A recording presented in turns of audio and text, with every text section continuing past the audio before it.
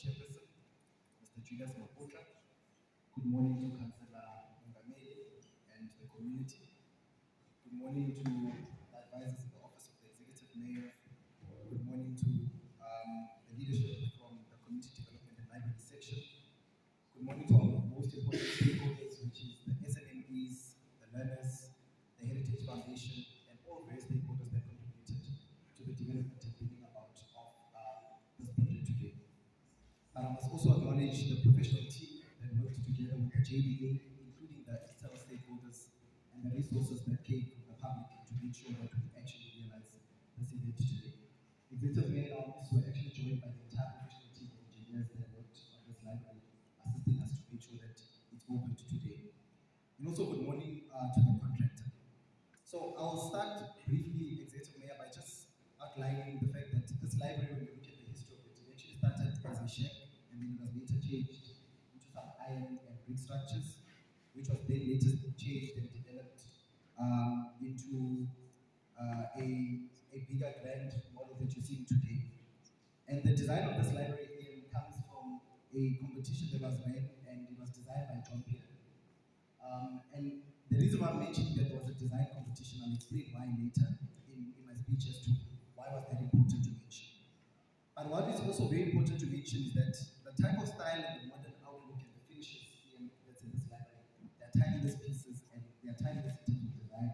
And it's Italian marble, even the oak wood that is utilized, the flooring was very specialized type of work that was utilized.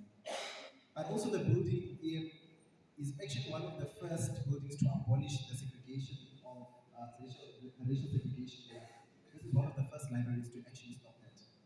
And like many other public amenities, the library was closed due to the COVID-19 restrictions. Post lifting of the COVID-19 restrictions, there was an opportune time to attend to the building.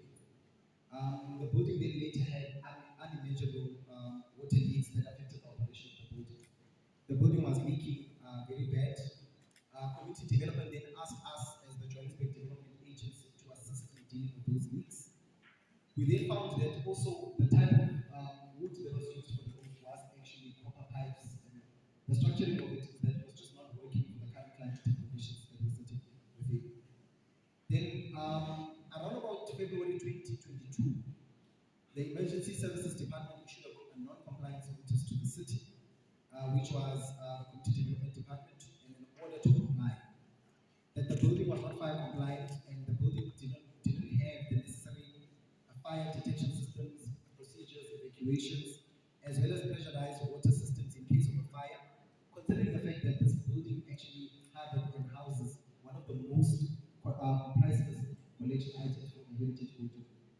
So EMS, out of concerns, raised that, and like many other buildings in the inner city that started to catch fire, it was also ungrateful.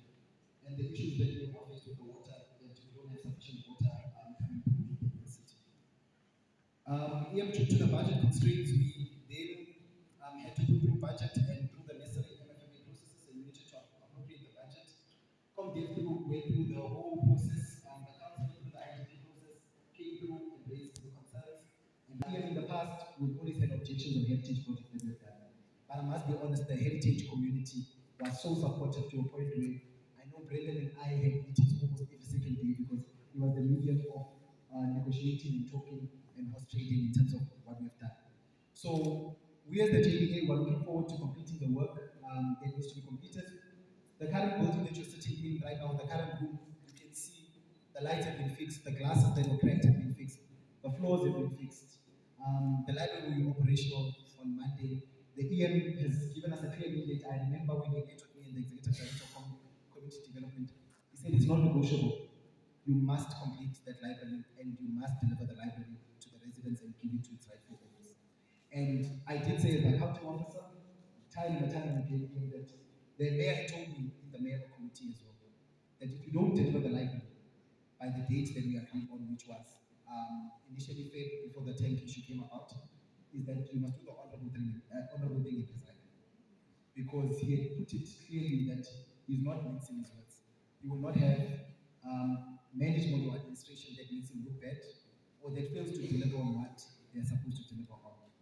We had some issues with the budget, and executive mayor needs to make sure that we have budget available and follow the necessary appropriation processes in terms of council. And we then make sure that we also use and spend that money wisely and according to process and in line with the MFSA. So, Ian was saying today to the community that